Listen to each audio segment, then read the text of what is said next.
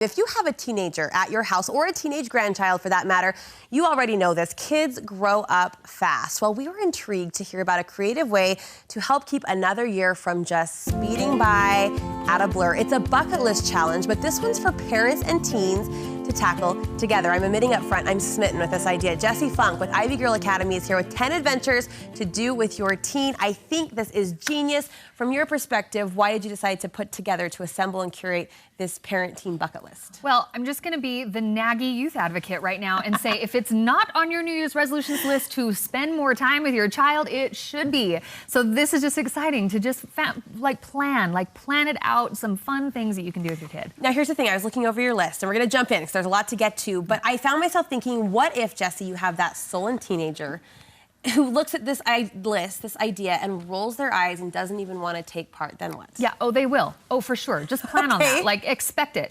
But the cool thing is that even if they roll their eyes, even if they're like, oh my gosh, Mom, this is so annoying, you're so cheesy, like, even if they give you all those excuses that teenagers do, right, do it anyway. Pull them into it, bribe them, make it fun. And there's some cool ways you can approach it to make it a little more or maybe a little less cheesy, you know?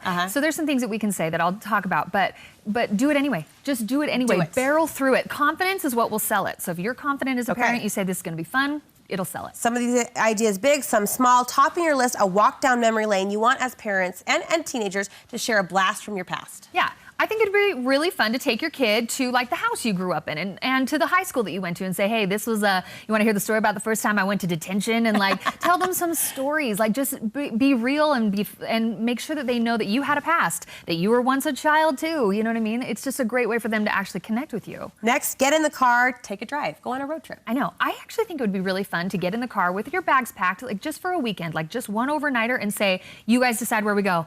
And have them be like, what? Wait, I thought you had everything planned like you normally do because you're a control freak, Mom. Let them choose. Let them choose and say, do we turn left? Do we turn right? Where do we go? What hotel do you want to stay at? Where do you guys want to go? And, like, let them just choose. I think that might be fun. A camp out. This is where the eye rolls might come into play because you're suggesting camping out in the backyard. I know.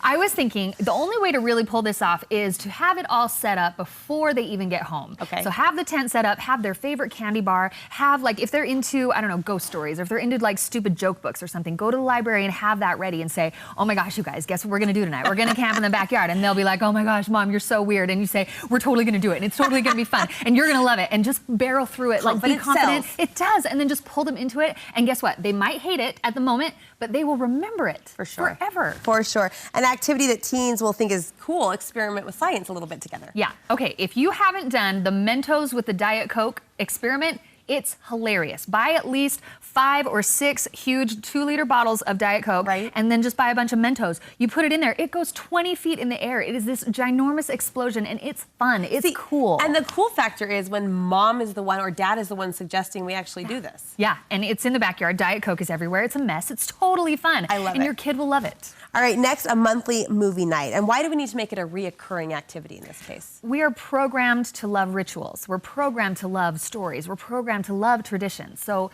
like, bank on that a little bit. Use it as leverage. So I think a monthly thing, and make it a family thing. Like, they can have movie nights with their friends all the time. Sure. So just make it a family thing. And I actually do recommend, if you have younger kids, you know, let them go to a friend's house. Let them have a little, like, play date because they'll love it. Do something just for your teenager. Don't make your teenager watch, like, Barbie Rainbow Sparkle movies. Like, have them watch something that they love. Why not? And then make it like a teenager movie night with popcorn and their favorite treat. Like, let them have some sugar. Like, let it just be really, really fun. Again, coming from Mom will make all the difference. Yes. You like to give teens something so that they can say, my mom taught me, like a magic trick, for example. Why is that? And I'm glad you said magic trick. That's totally what I was thinking. Because that's something any parent can learn. Get on YouTube. It'll take you 5 minutes. Learn a really cool magic trick. And when they come in the door, you say, oh my gosh, I want to show you something. You teach them, they'll be like, oh my gosh, that's so cool. And then they go and teach their friends. And then their friends say, oh my gosh, that's so cool. Where'd you learn that? My mom taught me. That will get you a lot of brownie points. So something fun like that. Or maybe it's a party trick that you have that's just fun that you can do, like a rap that you remember from your childhood. I don't know. Teach them something. And forgive me, I jumped ahead on one. Raise a humanitarian in training. You say family service, probably the best way you can connect. Oh my gosh. Service has so much power, like very real power. I would recommend not saying, hey guys, we're gonna have a monthly service project. Don't make it cheesy. Just say, oh my gosh, I heard a story about a family whose kid was life flighted to Primary Children's and the mom didn't want to leave the baby's side, and so she didn't have a toothbrush or deodorant or soap for like 3 days. What if we made like a kit of like basic hygiene stuff that the parents of these kids had? Do you think that might be a fun thing? Hey, let's go do it. And they go shopping with you and you just do a fun project that they're sucked into because of its story. I love that approach to the story. You made it real. You made it applicable to them. Yeah. You encourage parents to do the activities their teens do. So we're maybe playing video games in this case, or we're just meeting them on their level and their hobby interests. Totally. Listen to their horrible music, watch their stupid TV shows, listen, like really get in, like their video games, the ones you hate, the ones that drive you up the wall, play them with them and say, you know what, gosh, I wish that girl would wear a little more clothes, but hey, I like that one game, that was really exciting. And that music, I wish they'd use better language. You can totally still be a mother. You can like let them know how you feel about certain things, your values,